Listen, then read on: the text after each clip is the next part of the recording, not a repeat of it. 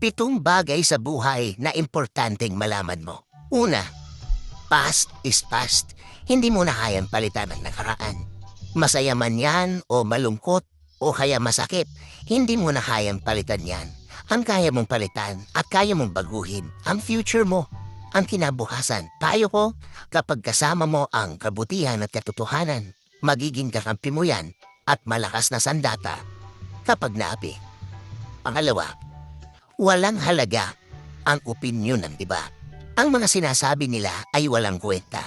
Ikaw lang ang magbibigay ng power dun kung gugustuhin mo.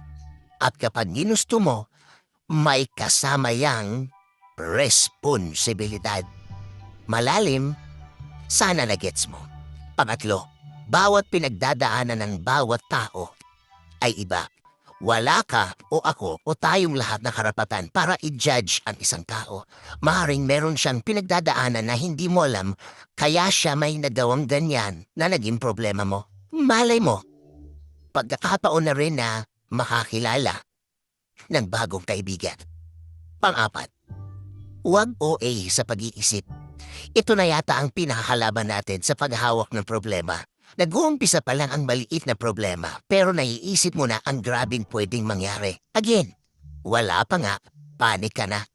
Baka kulang ka lang ng tiwala sa Diyos. Panglima, ang nagpapagrabe sa problema mo ay ang isip mo. Tulad ng nabanggit ko sa pang-apat, kapatid niya ang panglima. Sa sobrang OA nating mag-isip, nakakasakit na tayo ng mga taong nagmamahal sa atin. Nadadamay ng walang malay at the end of the day, malusutan mo man o hindi ang problema mo, kailangan mo sila. Pang-anim, nakakahawa ang kabutihan. Para sa mundong naggalat na kasamaan, kailangan may gumawa ng isang mabuti na makikita nila.